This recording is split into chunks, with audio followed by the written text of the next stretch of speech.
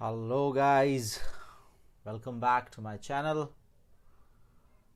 आज हम करने वाले हैं हिस्ट्री का third chapter. Hello Shrimai, how are you? Good evening everyone. Hello Neha, hello Razia, hello Ojaswini, hello Ayaan, hello Ayaan, yes I remember. Hello Surendra, hello Saroja.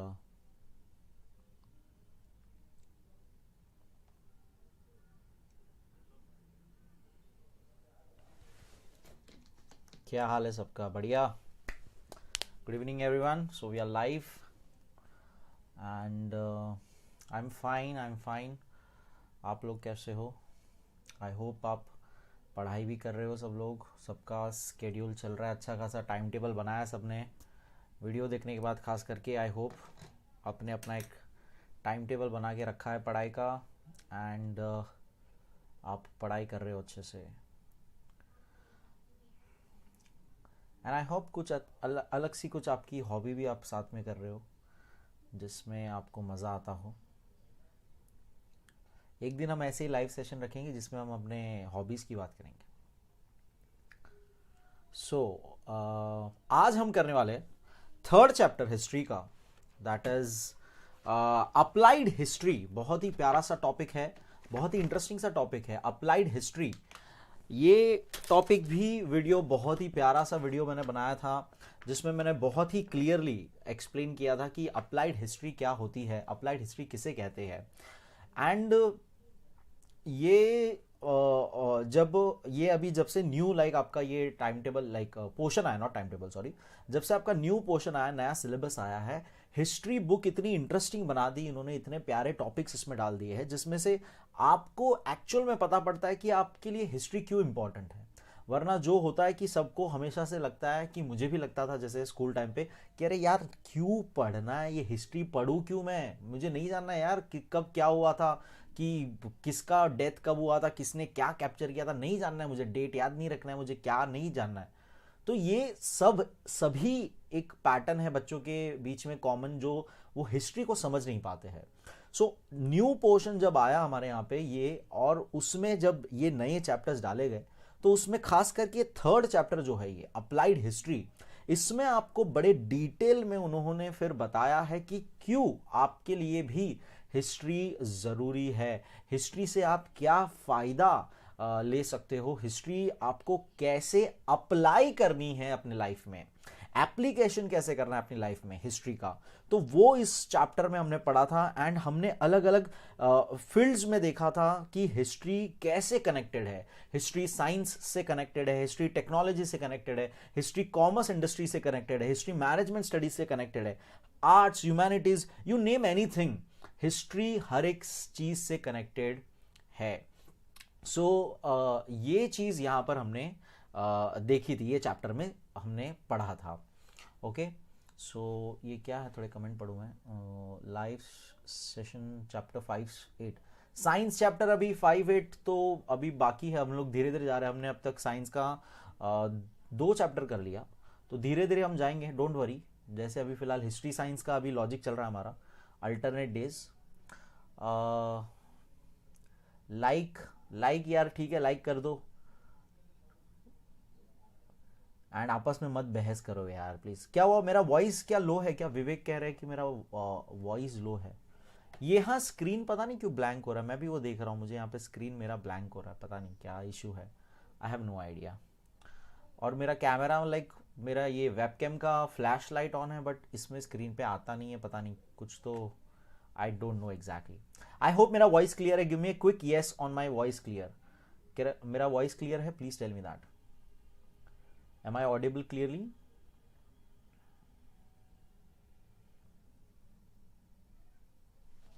Hello hello everyone, जो भी, कोई बात नहीं, लेट आ गए तो कोई बात नहीं। Hello hello. हाँ, मे बी नेटवर्क इशू हो सकता है थोड़ा सा, मे बी, नो आइडिया। अभी तक हमने हिस्ट्री का 2 चैप्टर कर लिया एंड साइंस 1 का 2 चैप्टर कर लिया है। Voice is clear? Okay okay, thank you so much for that. So आप वो रिवीजन सेशन करके मैंने एक पूरा प्लेलिस्ट बनाया हुआ है, सो आप वो चेक कर सकते हो, जिसने भी अभी आज ज्वाइन कर रहे हैं या जिसने अभी तक नहीं देखा है, या if you are new to the channel, तो रिवीजन लाइव लेक्चर्स करके मैंने एक प्लेलिस्ट बनाई है, उसके अंदर अभी तक के जितने भी हमारे रिवीजन सेशन हुए हैं वो यहाँ पे हमने उसमें मैंने वीडियो पुट किया हुआ है। ओके सो चलो क्लियर है voice? Okay, crystal clear, yes, very good, thank you Neha. Yes, मुझे भी लग रहा है कुछ इशू रहेगा ड्राइवर का, please ignore that thing. So let's just start. So हाँ, अप्लाइड हिस्ट्री का मैं आपको बता रहा था, it is basically a study जो आपको ये हिस्ट्री का आपका जो भी नॉलेज है, जो भी है, वो आपको अप्लाई करने देता है आपके प्रेजेंट के ऊपर। हिस्ट्री में हम पास्ट को सीखते हैं, पास्ट को स्टडी करते हैं, पास्ट को एनालाइज करते हैं एंड उसे अप्लाई करते हैं अपने प्रेजेंट एंड फ्यूचर के लिए और पूरे ओवरऑल ह्यूमन काइंड के भलाई के लिए, राइट। सो ये आपको एक गाइडेंस देती है, ये आपको एक रास्ता दिखाती है, आपको बताती है कि कौन से स्टेप्स गलत थे, आपको बताती है कि कौन से स्टेप्स सही नहीं होंगे पर्टिकुलर चीज को लेके। तो ये सारी बातें हिस्ट्री में होती है, तो वो हम अप्लाई कर सकते हैं।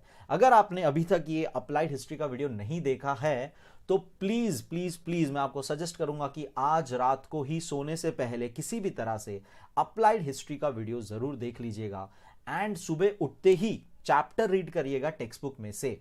ओके, क्योंकि ये बहुत बहुत ही प्यारा सा टॉपिक है, आपको मजा आएगा एंड बहुत ही ज्यादा इंटरेस्टिंग टॉपिक है, जिससे आपको समझ में आएगा कि हिस्ट्री क्यों इंपॉर्टेंट है। Okay, so let's just start. I am gonna share the MCQs. Let me share that MCQ sheets and here's my software. So okay, so I'm hoping आप लोग देख पा रहे हो। अप्लाइड हिस्ट्री, पहला क्वेश्चन आपकी स्क्रीन पर ये रहा, humanities include disciplines like dash. So humanities की हमने बात की थी, यहाँ पे ह्यूमैनिटीज का जो टॉपिक है उसके अंदर कौन से टॉपिक कवर होते हैं वो आपको बताना है। कम ऑन, ए, बी, सी या डी? ए आपका sociology, B anthropology, C economics, D all of these.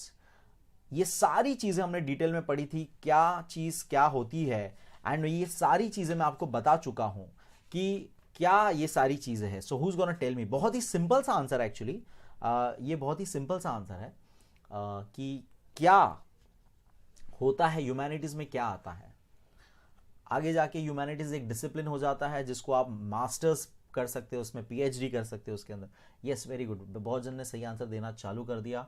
That is D, that is all of this, सारे ही इसके अंदर कवर हो जाते हैं। इसके अंदर सोशियोलॉजी भी आती है, यानी कि कैसे सोशल कंडीशंस, मैंने आपको सिंपल सा वर्ड बताया था, सोशल, सोशियो वर्ड से सोसाइटी आपको याद रखनी है, उसके बेस पे आपको ये मीनिंग याद रखना है, right. And anthropology is the history of human beings, कैसे वो इवॉल्व हुए एंड पूरा वो। इकोनॉमिक्स भी आप जानते ही हो कि हम ट्रेड क्या करते हैं, ये सारी चीजें, ये सब कुछ इंक्लूड हो जाता है ह्यूमैनिटीज की स्टडी में। ओके, सो ये एक तरह का सब्जेक्ट है जिसके अंदर हम इसका भी हिस्ट्री से कनेक्शन क्या है वो हम जानते हैं। आर्कियोलॉजी भी इसके अंदर आती है, ओके, पॉलिटिकल साइंस भी इसके अंदर आता है। ये हिस्ट्री ऑफ ओरिजिन की बात करता है हर चीज में। सो the correct answer is all of these, that is D. Okay, next question देखेंगे। सेकेंड क्वेश्चन आपकी स्क्रीन पर ये रहा, Roots of philosophical ponderings are to be found in dash stories.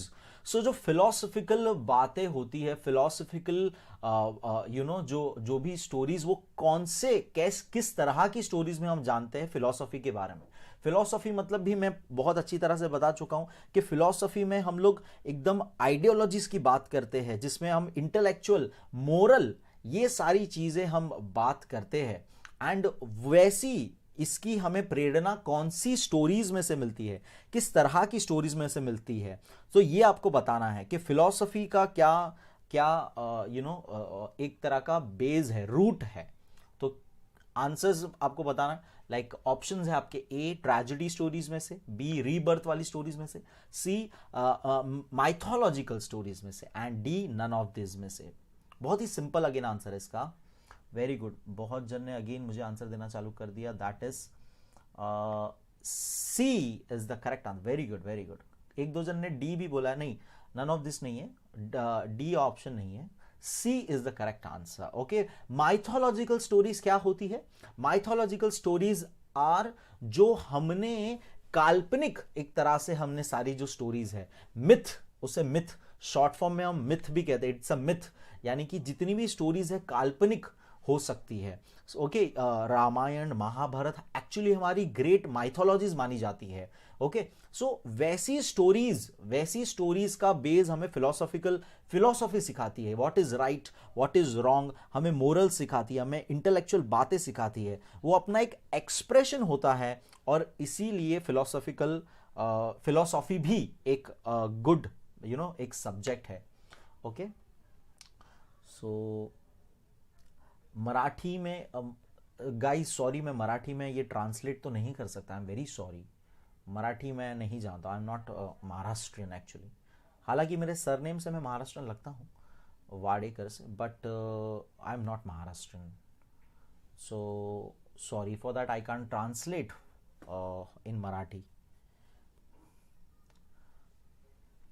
या कोई आप भी कोई स्टूडेंट होंगे, मराठी अगर अच्छी होगी आपकी, तो आप अगर खुद ही ट्रांसलेट करके कमेंट में डाल दीजिए, तो वो थोड़ी हेल्प हो जाएगी आपकी यार। हेलो हेलो मिनित, क्या हाल है? Minit is one of my students, जिसको मैं पढ़ाता हूँ मेरे लेक्चर्स में। सो सॉरी गाइज, मराठी में तो नहीं हो पाएगा, मतलब मैं ट्रांसलेट नहीं कर पाऊंगा, सॉरी फॉर दैट। हाँ, नेक्स्ट टाइम मुझे लगता है मैं थोड़ा सा देखता हूँ, अगर मुझसे प्रिपेयर हुई मराठी में क्वेश्चंस तो मैं ज़रूर करूँगा। ओके, प्लीज़ थोड़ा सा एडजस्ट कर लीजिए, लेकिन मैं आपको हिंदी में जितना हो सके हिंदी में एक्सप्लेन करते जा रहा हूँ सारी चीज़ें, सो आपको ईजी पड़ेगा। Okay, so okay, give me the answer for this. Okay, ये हो गया सेकंड का आंसर सी था हमारा, सेकंड का आंसर सी था। नेक्स्ट क्वेश्चन हमारा third question, the Kaas plateau जो है हमारा, Kaas plateau is a part of dash Ghats. बहुत ही सिंपल सा क्वेश्चन है, कहां पर है ये खास प्लेटू, कहां पे बिलोंग करता है, कौन से घाट्स में बिलोंग करता है? बहुत ही सिंपल सा क्वेश्चन, ये आपको आना चाहिए। कम on quickly. Hello hello hello everyone, एक दूसरे से बातें कर रहे हो क्या आप लोग? Hello hello. Why I am not visible, ये मैंने कहा ना आपको, जैसे कि मेरा ये कैमरा पता नहीं वेबकैम का कुछ इशू है, या पीसी का इशू है, या ये ओबीएस जो मैं स्टूडियो यूज़ कर रहा हूँ उसका इशू है, आई हैव नो आइडिया। मेरा वेबकैम का फ्लैश लाइट तो ऑन दिख रहा है मुझे, बट वीडियो यहाँ पे नहीं आ रहा है स्क्रीन पे, so I really don't know what's the issue, sorry for that. Give me the answer for 3 now, come on fast, anyone fast. Okay, very good. हमने पढ़ा था कि वर्ल्ड हेरिटेज साइट्स में आता है, मैंने आपको ये, अगर वीडियो आपने देखा होगा सो वीडियो में आपको मैंने वो फोटोज डाले थे थोड़े से फ्लावर्स वगैरह के, सो आपको पता होगा कि ये कहाँ पर है, वेस्टर्न घाट्स में आता है, सातारा डिस्ट्रिक्ट में आता है, वर्ल्ड हेरिटेज साइट है ये हमारा, that is the correct answer is B. कोई एनीवन फ्रॉम सातारा डिस्ट्रिक्ट, कोई किसी ने विजिट किया है ये जगह? Anyone from Satara district? Since बहुत सारे हमारे महाराष्ट्र से पूरे दूर दूर से लोग हमसे कनेक्टेड हैं, सो इसीलिए मैं पूछ रहा हूँ, एनीवन फ्रॉम?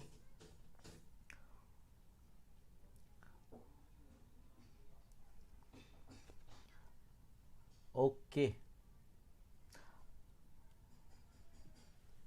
नहीं ईस्टर्न आंसर नहीं है, वेस्टर्न आंसर है। किसका था ये आंसर पता नहीं, चैट ऊपर हो गया। ओके, थोड़ा सा चैट लैग हो रहा है, तो आई डोंट नो आप लोग ने, correct answer is B, western, याद रखिएगा। आगे बढ़ते हैं,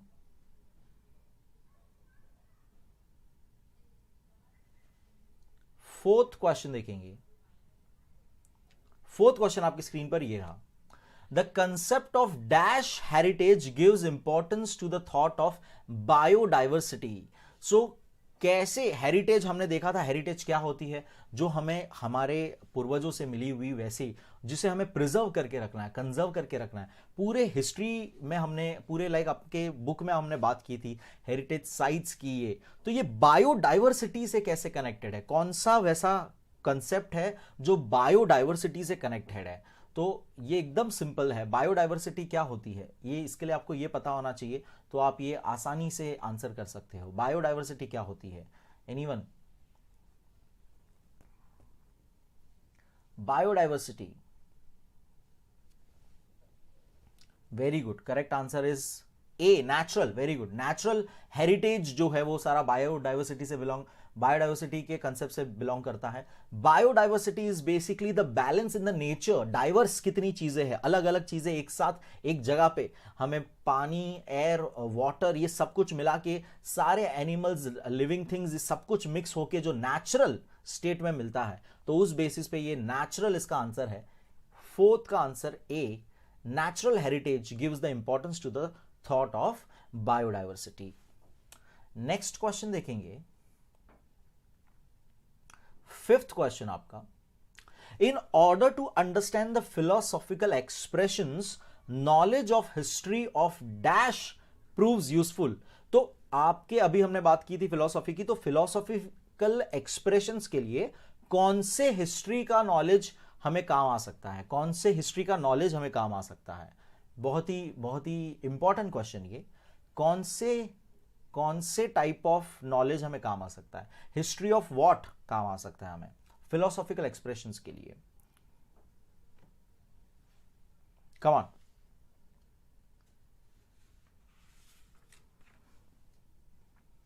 very good, very good, and we have answer. And please आप लोग, आधे लोग जो सिर्फ ऑप्शंस लिख रहे हो, अपना क्वेश्चन नंबर एंड फिर ऑप्शन डालिए, तो आई नो कि आप कौन से वाले क्वेश्चन का आंसर दे रहे हो, क्योंकि बहुत लोग का चैट आगे पीछे हो जा रहा है। इंडिविजुअल सबके सबके नेटवर्क्स अलग होते हैं, तो भले ही आपने चैट पहले डाला, आपको अलग दिख रहा होगा कि आपने सेंड हो गया, लेकिन वो मुझे सीक्वेंस में अलग दिख जाता है, राइट? सो प्लीज नंबर अपना पुट करिए। सो मैं मोबाइल में एक तरफ से आपका चैट रेफर करता हूँ, and come on, give me the answer for fifth. Very good, very good. Language is the correct answer. Language is the correct answer. History of language, हमने जाना कि अगर ह्यूमन ने इतना प्रोग्रेस किया है, ह्यूमन ने इतना प्रोग्रेस जो किया है, सभी जितने भी ऑर्गेनिजम्स है उस सभी में से, बिकॉज ऑफ द लैंग्वेज जो डेवलप कर पाया, जो लोगों को आपस में कनेक्ट होने दिया, जो एक दूसरे को एक्सप्रेस करने दिया, जो हर एक जन के बीच में एक कॉमन ब्रिज बन गया, जो सबको कनेक्ट कर दिया आपस में, that is a language. The key thing is language between all of us.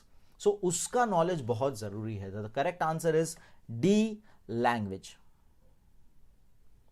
Next question आपके सामने, sixth one.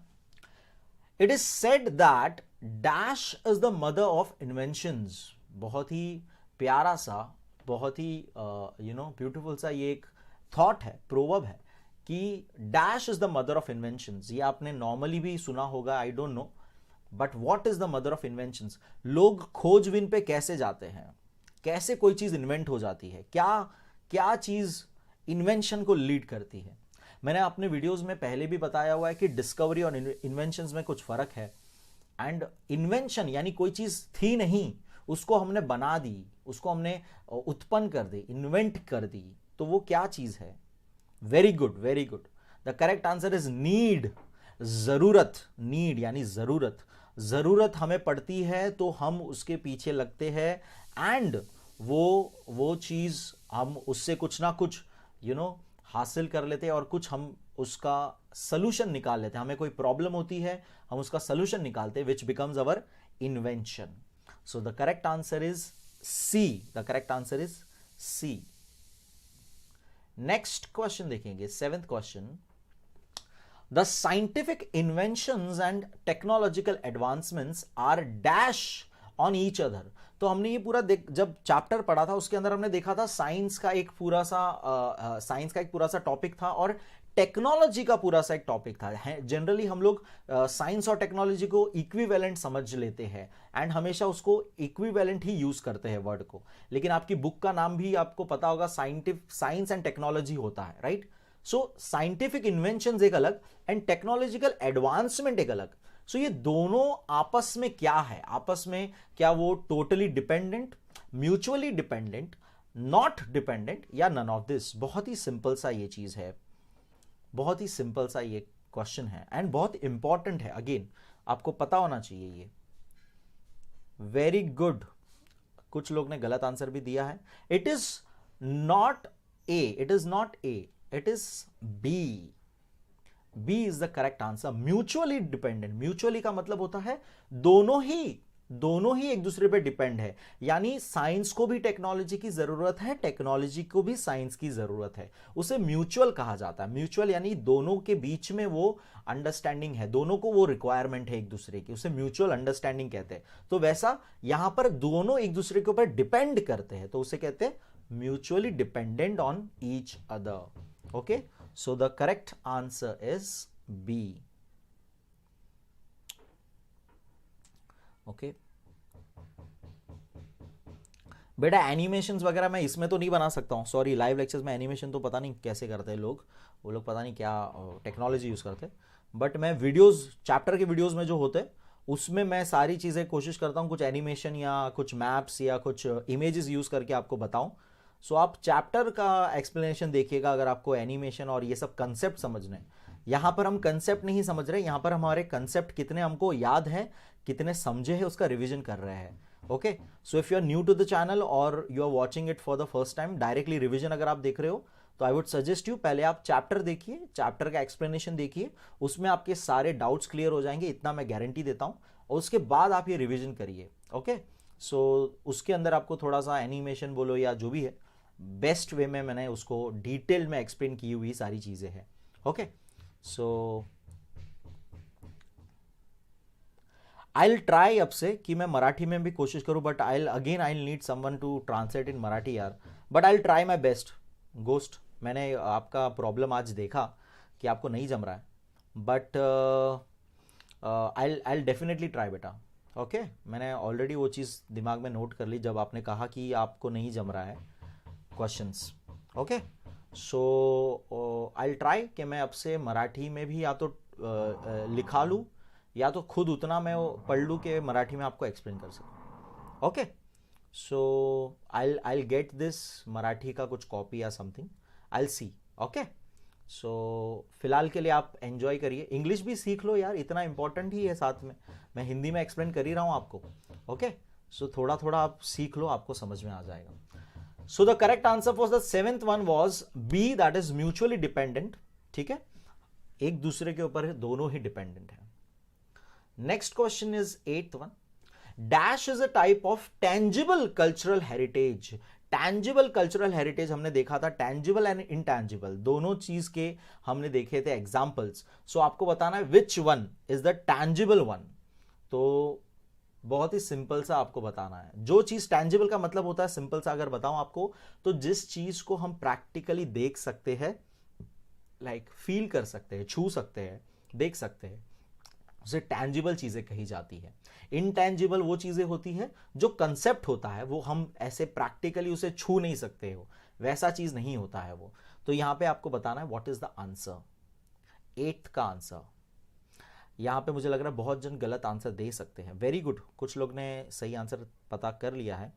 Yes, artefacts answer है, लेकिन बिल्डिंग्स भी आंसर है। It means the correct answer, correct option is D, that is both A and B. Artefacts को भी आप देख सकते हो, छू सकते हो, बिल्डिंग्स भी जो पुरानी बन चुकी है, जो जो पुराने लोगों ने लाइक बना चुके हैं, हमारे एंसेस्टर्स ने, वो आज की तारीख में कल्चर हेरिटेज का बन जाता है, राइट, टैंजिबल वो भी। So option D, that is both A and B are your tangible cultural heritage. Okay, video में मैंने काफी अच्छे से ये एक्सप्लेन किया था, तो जरूर एक बार वीडियो देख लीजिएगा फिर से रिवीजन के लिए।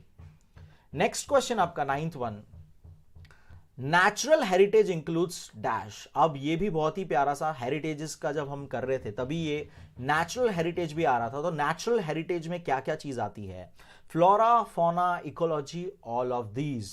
सो ये अगेन बहुत ही प्यारा सा क्वेश्चन है, बहुत ही सिंपल सा क्वेश्चन है। Come on. Who's gonna tell me?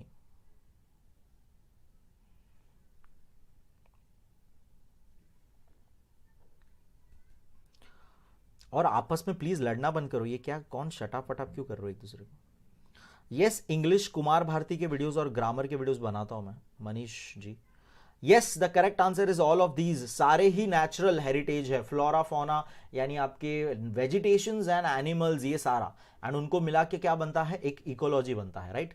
सो ये answer D is the correct answer, that is all of these is the correct answer, जो ऑलमोस्ट सभी ने आंसर दिया ये। नेक्स्ट क्वेश्चन देखेंगे, 10th question, the Indian museum at dash was founded by the Asiatic society. तो हमने हाल ही में पढ़ा था एशियाटिक सोसाइटी, तो ये उन्होंने ही इंडियन म्यूजियम फॉर्म किया था, तो कहां पर, ये आंसर आपको आना ही चाहिए सबको, कि Indian museum at where, place बताना है आपको, कहां पर। बहुत ही सिंपल सा आंसर है, बहुत ही सिंपल सा आंसर है, come on, very good, very good. The correct answer is Kolkata, the correct answer is Kolkata. And ghost, क्या ये, I thought you are a boy, बात करना बंद करो, लड़की देखे नहीं कि बस चालू हो गए, है ना। Can you see my message, yes Narad, I can see your message. आपने इसके पहले कुछ मैसेज किया था तो आई डोंट नो कि वो क्या था, बट जितना चैट फास्ट जा रहा है, मैं जितने मैसेज देख पा रहा हूँ मैं देख रहा हूँ, ओके। और अपने जेंडर डिस्कशन करना और नाम डिस्कशन करना बंद करो, फेसबुक नहीं है ये, सोशलाइज होना बंद करो अभी फिलहाल, और मुझे आंसर दो। Yes, the correct answer is Kolkata, the correct answer is Kolkata, okay. PDF में दे दूंगा यार, आज मैं सेंड, एक्चुअली कैसा है ना, ये सारा मेरे पीसी में है, मोबाइल में है नहीं, सो मुझे मोबाइल में ट्रांसफर करने का मौका नहीं मिला था। मैं आज पीडीएफ में, टेलीग्राम ग्रुप जो है ना, उसमें मैं आज भेज दूंगा, मैं पक्का आज भेज दूंगा, ठीक है। इतना रोने की जरूरत नहीं है। नेक्स्ट क्वेश्चन, ड्रामेबाज हो ना तुम सब। ओके, नेक्स्ट क्वेश्चन आपका 11th one, traditional knowledge and communities are a part of dash heritage. तो एकदम अगेन सिंपल सा क्वेश्चन कि ट्रेडिशनल नॉलेज, अब जरा सोच के, ऊपर हमने एक एग्जांपल किया था जिसमें हमने आर्टिफैक्ट्स एंड बिल्डिंग्स की बात की थी, तो जरा यहां पर सोच के मुझे बताना कि आंसर क्या होगा। ट्रेडिशनल नॉलेज जो होता है और कम्युनिटीज है, ये किस पार्ट, किस हेरिटेज का पार्ट है, किस हेरिटेज का हिस्सा है ये, कम ऑन।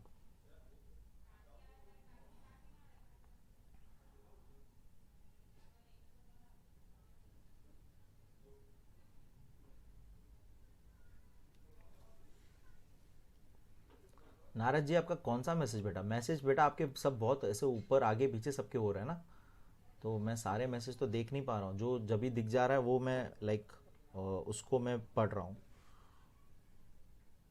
थैंक यू बोला था क्या आपने, थैंक यू, ओके, वेलकम बेटा। चलो आंसर क्या है, very good, the correct answer is C, intangible culture. हमने ऊपर टेंजिबल की बात की थी, तो जरा आप देखिए, इनटेंजिबल वो होता है जिसको प्रैक्टिकली आप छू नहीं सकते हो, यू कांट टच इट, तो उसे डेफिनेशन में हम कहेंगे तो ट्रेडिशनल नॉलेज जो होता है, जैसे कि लेट्स से फोक सॉन्ग्स का नॉलेज जो है, जो शादियों में आपके लाइक यू नो वो आंटियों को ही आता है, जो और जो एज ओल्ड लाइक आपकी लाइक दादी होगी या उनके एज वाली जितनी लेडीज होगी, उनको टिपिकल सॉन्ग्स आते हैं गाने के लिए, वो और किसी को नहीं आता है। तो ये जो गाने का नॉलेज है, तो क्या ये गाना कहीं पे लिखा थोड़ी ना गया था, ये बस जनरेशन टू जनरेशन ये ट्रेडिशनली उनके पास ये पास ऑन होते गया, राइट। तो ये ट्रेडिशनल नॉलेज हो जाता है। वैसे ही अगर कोई चीज हम जानते हैं जो सिर्फ ट्रेडिशनली वो कैरी फॉरवर्ड हो रही है, हमारे यहाँ पे इंडिया में ऐसे बहुत सारे काम हैं, हैंडीक्राफ्ट्स के जो काम होते हैं, जो अलग अलग तरीके होते हैं, यू नो आर्टिस्ट्री या कारपेंट्री, ये सारे जितने भी बहुत सारे आर्ट है ऐसे जिसमें हैंडीक्राफ्ट हम बनाते हैं, उसमें सारा नॉलेज जो है वो ट्रेडिशनल नॉलेज पास ऑन होता है। तो ये हमारा कौन से हेरिटेज का हिस्सा बनता है, ये हमारे intangible cultural, okay, intangible cultural heritage का हिस्सा बनता है। The correct answer was C, so I hope you can remember this. Next question है 12th question, the list of world heritage sites is announced by dash. बहुत ही simple सा question, कौन declare करता है वर्ल्ड हेरिटेज साइट्स को, कौन ये उसको एक तरह से टैग देता है कि this is a world heritage site, ऐसा टैग कौन देता है। तो ये क्वेश्चन है कि कौन ये टैग देता है। बहुत ही सिंपल सा आंसर है इसका, एंड आई होप ये आपको आए। ये नेचुरल कल्चरल हेरिटेज को प्रमोट करता है ग्लोबली। ये हर एक कंट्रीज में, हर एक जगह पे, हर एक साइट्स पे अगर वो रिनोन्ड हिस्टोरिकल साइट्स है, वेल मेंटेन साइट्स है, तो उसको ये वर्ल्ड हेरिटेज का टैग देता है। तो इसके बारे में हमने काफ़ी ही पढ़ा था डिटेल में। Yes, very good, the correct answer is B, very good. UNESCO जो है संस्था जो है, ये एक टैग देती है। क्या मुझे कोई यूनेस्को का फुल फॉर्म बता सकता है? कौन मुझे यूनेस्को का फुल फॉर्म बताएगा? Who is gonna tell me UNESCO का फुल फॉर्म किसको आता है?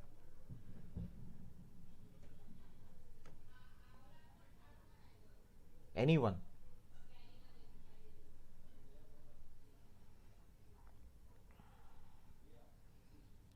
किसी को आता है? बहुत ही सिंपल, ये मैंने बताया हुआ था, वीडियो के अंदर भी मैंने बताया था। यूनेस्को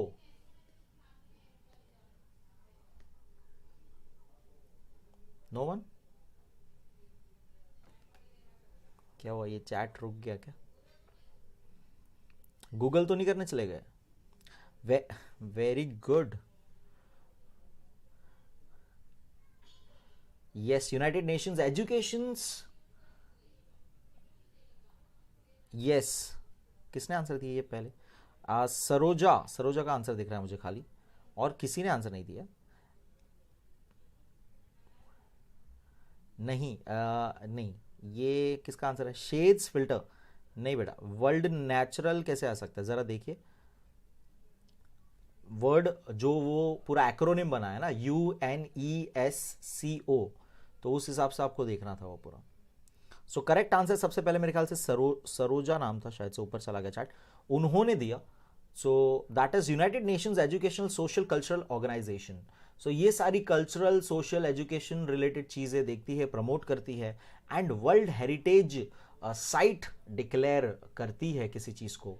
मैंने जब ये वीडियो पढ़ाया था तब मैंने हमारे इंडिया के बहुत सारे वर्ल्ड हेरिटेज साइट्स भी डिस्कस किए थे, जैसे ताज महल हो गया, ओके। फिर बहुत सारे महाराष्ट्र में भी हमारे अजंता केव्स है, फिर छत्रपति शिवाजी टर्मिनस जो है हमारा मुंबई में, उसको भी डिक्लेयर किया गया है। तो ये सारी जो, और ऊपर हमने अभी एक क्वेश्चन में पढ़ा था कास प्लेटू जो सातारा डिस्ट्रिक्ट का था, वो भी वर्ल्ड हेरिटेज साइट्स में आता है। एक पूरी अच्छी लिस्ट ही दी है आपके किताब में इसके बारे में। सो ये आप ज़रूर पढ़िएगा एक बार अगर आपने नहीं पढ़ा है तो। ये क्या है? स्निपेट्स क्या है यार? Sir please make snippets on Spotify. ये स्निपेट्स क्या होता है? लाइक कुछ ऑडियो फाइल है क्या?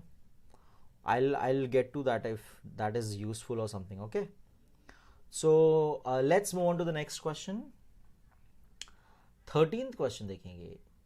The National Archives of India is in dash। ये भी बहुत सिंपल सा question. National Archives of India क्या करती है? ये सारी चीजें, आर्काइव क्या होता है अगर आपको याद होगा, आर्काइव क्या होता है आपको याद होगा, तो आर्काइव इज समथिंग जो आप प्रिजर्व करते हो, material, paper work, return paper कुछ था या कोई भी डॉक्यूमेंट था, ये सब न्यूज़पेपर बोलो, सब कुछ आप प्रिजर्व करके रखते हो फॉर योर फ्यूचर रेफरेंस। उसको आप अच्छी तरह से प्रोटेक्ट करके रखते हो। So National Archives of India कहाँ पर है, कौन से जगह पर है? The options are A New Delhi, B Kolkata, C Mumbai और डी चेन्नई। सो कहाँ पर? बहुत ही सिंपल सा क्वेश्चन अगेन ये। Very good, very good. The correct answer is New Delhi. A is the correct answer. Very good. So I'm glad आप लोग को ये पता था। Next question देखेंगे, 14th question देखेंगे। The work of conservation of the cultural heritage falls under the jurisdiction of dash। तो ये जो मैंने आपको स्टार्टिंग में भी बताया कि हमारी हेरिटेज को हमें कंजर्व करना है, प्रिजर्व करना है, यानी इसको बचा के रखना है फ्यूचर जनरेशन के लिए। अगर हम उसे बचाएंगे नहीं, प्रिजर्व नहीं करेंगे, तो वो कैसे हमारा ये हिस्ट्री मेंटेन रहेगा, कैसे हमारे फ्यूचर वालों को इसका नॉलेज रहेगा। सो कंजर्वेशन का ये काम किसके अंडर आता है, कौन इसकी देखभाल करने का जिम्मेदारी लेता है? सो ये आपको बताना है।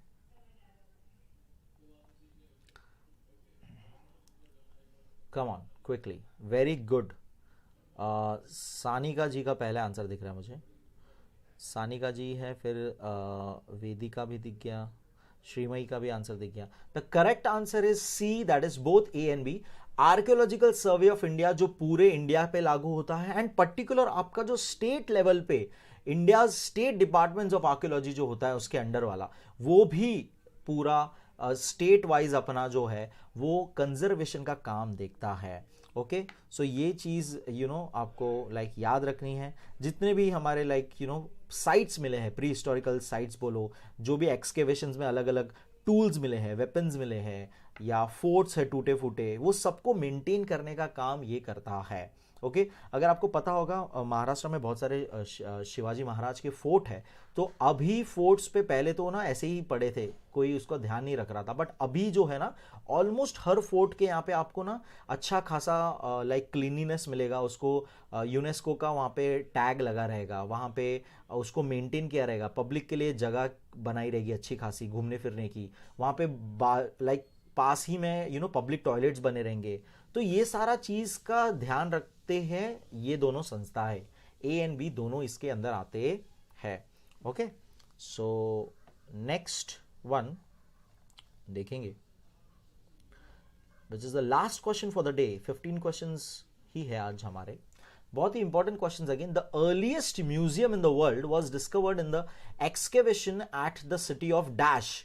सबसे पहला वर्ल्ड का कौन सा हम मानते हैं म्यूजियम, जो कौन से एक्सकेवेशन पे मिला था। एक्सकेवेशन यानी खुदाई का जो हम काम करते हैं, वो करते वक्त हमें सबसे पुराना म्यूजियम, सबसे पहला म्यूजियम मिला था, वो कौन से सिटी का था। आपको मैं हिंट दे सकता हूं, ये मेसोपोटामिया जो है हमारा सिविलाइजेशन, वहां का रिलेटेड सिटी है ये, और इसको ढूंढने वाले एक ब्रिटिश आर्कियोलॉजिस्ट थे। Very good, very good. ये एक्चुअली ऑप्शन ही ऐसे है कि आप उससे थोड़ा सा गेस कर सकते हो। उर जो है, यू आर उर, दैट इज द सिटी जो मेसोपोटामिया के यहाँ आती है। 6th सेंचुरी बिफोर कॉमन इरा ये डिस्कवर किया गया था बाय सर लेनर्ड वुली, जो ब्रिटिश आर्कियोलॉजिस्ट थे, और इसको बनाने वाली एक प्रिंसेस थी जो उस म्यूजियम की रखवाली भी थी, जो म्यूजियम का देखभाल भी रखती थी, और सारे आर्टिकल्स वगैरह सब कुछ उन्होंने रखा था। प्रिंसेस एनी गल्डी नाम था उनका। सो आई होप आप सबको ये सारी बातें याद रहे, and the correct answer was C. And I hope आपको सारे क्वेश्चन समझ में आए, एंड आई होप अगर आपको नहीं आए तो आप ज़रूर अब जाके वीडियो देखेंगे एंड प्रिपेयर हो जाएंगे अच्छी तरह से फॉर योर एग्ज़ाम्स, क्योंकि ये सारे बहुत इंपॉर्टेंट चैप्टर है, बहुत ही प्यारे इंटरेस्टिंग से चैप्टर है, जो आपको बहुत काम आएंगे, जो बहुत आपको हेल्प करेंगे। Okay, so that was for today, कि ये हमारा एक रिवीजन हो गया चैप्टर नंबर 3 का। Okay, so like the video, share the video, subscribe to the channel guys, and take care everyone. Okay, bye, take care.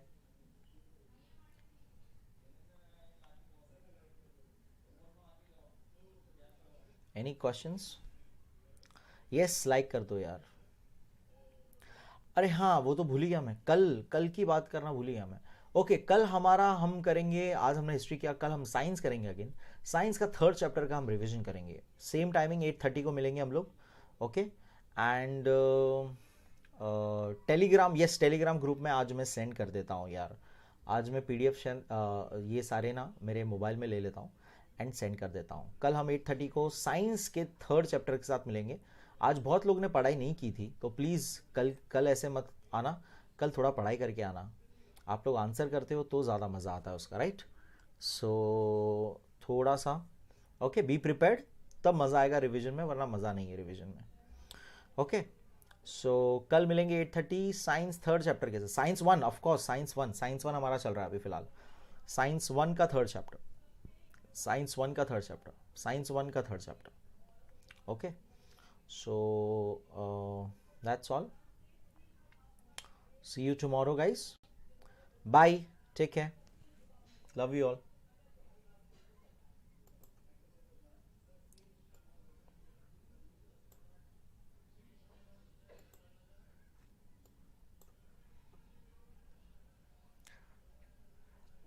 ये guys NTSC का ये जो एग्ज़ाम है आपका, नेशनल स्कॉलरशिप एग्ज़ाम, इसका टिप्स तो मैं आपको एग्जैक्टली यही दे सकता हूँ कि आपका जो भी है, आपके पास जो मटेरियल बुक वगैरह, वो स्टडी करिए। उसमें मोस्टली देखो 9th से related and 10th related question सारे आएंगे आपको।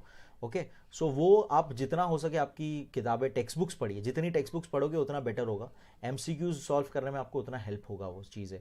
Okay, so that is the only tip I can give you, कि study, read a lot, read a lot, that is the only tip I can give you. Okay, and yes, Telegram एक app है, एक app है जिसके ऊपर आप groups join कर सकते हो। सो उसके ऊपर आप ग्रुप ज्वाइन कर लीजिएगा, एंड उसके ऊपर मैं पीडीएफ शेयर कर लूँगा। Okay, and that's all for now. Any more questions? Tomorrow test मैंने बता दिया है। ओके, टुमारो टेस्ट अगेन मैं बोल रहा हूँ, साइंस 1 का थर्ड चैप्टर, साइंस 1 का थर्ड चैप्टर। ओके, चलो signing off now, bye everyone, take care, good night.